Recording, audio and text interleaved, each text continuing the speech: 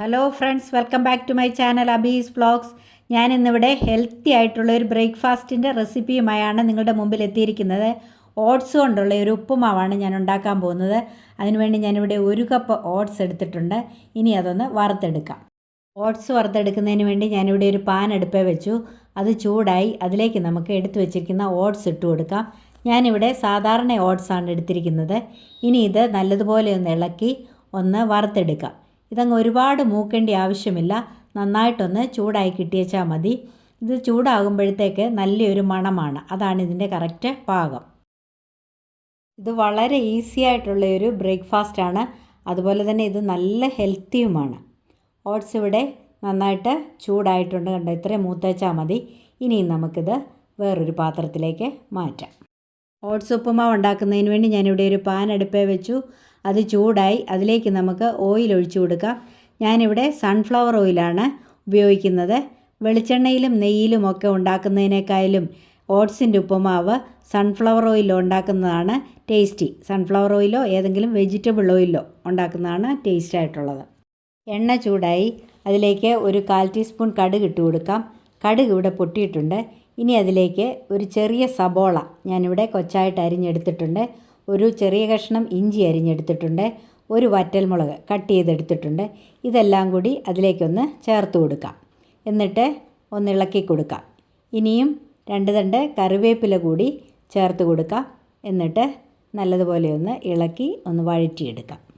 സബോളയും ഇഞ്ചിയും ഒക്കെ ഇവിടെ വഴന്നിട്ടുണ്ട്. ഇനിയും ഇതിലേക്ക് ഒരു ക്യാരറ്റ് ഗ്രേറ്റ് ചെയ്തതുകൂടി ചേർത്ത് കൊടുക്കാം. എന്നിട്ട് ഒന്ന് ഇളക്കി അതും കൂടി ഒന്ന് വഴറ്റിയെടുക്കാം.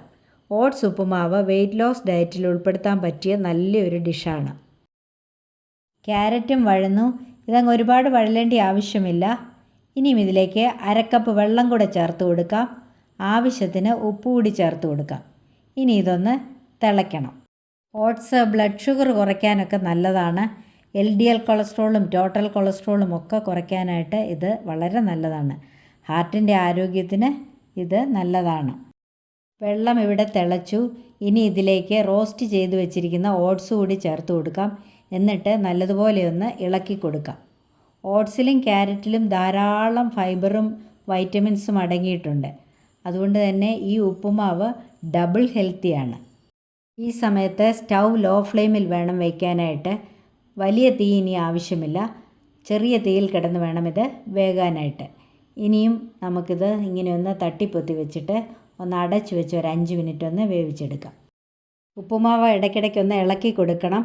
ഇത് കണ്ട് ഒട്ടും കട്ടയൊന്നും കെട്ടിയിട്ടില്ല, നല്ല കറക്റ്റ് പാകത്തിനാണ് വെള്ളമൊക്കെ ചേർത്തിരിക്കുന്നത്. ഇത് ഇങ്ങനെ നല്ലതുപോലെ ഒന്ന് ഇളക്കിയിട്ട് വീണ്ടും ഒന്നുകൂടി ഒന്ന് അടച്ചു വെക്കാം, അല്പം കൂടി ഒന്ന് വേകാൻ. ഇതിന് വലിയ വേവില്ല, ഒരു 5 മിനിറ്റിൻ്റെ വേവേ ഉള്ളൂ. ഉപ്പുമാവ് വെന്തോ എന്ന് ഒന്നുകൂടി ഒന്ന് തുറന്ന് നോക്കാം. ഏറെക്കുറെ വെന്തിട്ടുണ്ട്. ഇനിയും ഈ സമയത്ത് 1/2 കപ്പ് തേങ്ങ ഞാനിവിടെ തിരുമിയെടുത്തിട്ടുണ്ട്, അതുകൂടി ചേർത്ത് കൊടുക്കാം. തേങ്ങ ചേർത്ത് നല്ലതുപോലെ ഒന്ന് ഇളക്കി ഒരു 2 മിനിറ്റ് കൂടി ഒന്ന് അടച്ചു വെക്കാം. ഈ തേങ്ങ ഒന്ന് ആവി കയറട്ടെ. തേങ്ങ ചേർക്കുമ്പോൾ ഉപ്പുമാവിന് നല്ലൊരു ടേസ്റ്റ് കിട്ടും. ഉപ്പുമാവായോ എന്നൊന്ന് നോക്കാം. ഇതൊന്നുകൂടി ഒന്ന് ഇളക്കി കൊടുക്കാം. ആ തേങ്ങയൊക്കെ നല്ലതുപോലെ ഒന്ന് മിക്സ് ആകാൻ വേണ്ടിയാണ്. നല്ല കറക്റ്റ് പാകത്തിന് വന്നിട്ടുണ്ട്, ഒട്ടും കട്ടയൊന്നുമില്ല, ഉണ്ടോ, ഒട്ടും വെള്ളം കൂടി പോയിട്ടില്ല, നല്ല കറക്റ്റ് പാകത്തിനാണ്. ഇത് നല്ല ടേസ്റ്റി ആയിട്ടുള്ള ഒരു ഉപ്പുമാവാണ്, അതുപോലെ തന്നെ ഇത് നല്ല ഹെൽത്തിയുമാണ്. അപ്പോൾ ഇത് ഇത്രയും മതി. ഇനി നമുക്ക് തീ ഓഫ് ചെയ്ത് വാങ്ങി വയ്ക്കാം. അപ്പോൾ നമ്മുടെ അടിപൊളി ഓട്സ് ഉപ്പുമാവ് ഇവിടെ റെഡി ആയിട്ടുണ്ട്. ഇത് നല്ല ഹെൽത്തി ആയിട്ടുള്ള ഒരു ബ്രേക്ക്ഫാസ്റ്റാണ്. ഗസ്റ്റൊക്കെ വന്നാൽ 5 മിനിറ്റ് കൊണ്ട് ഉണ്ടാക്കാൻ പറ്റുന്ന ഒരു ഈസി ബ്രേക്ക്ഫാസ്റ്റാണ്.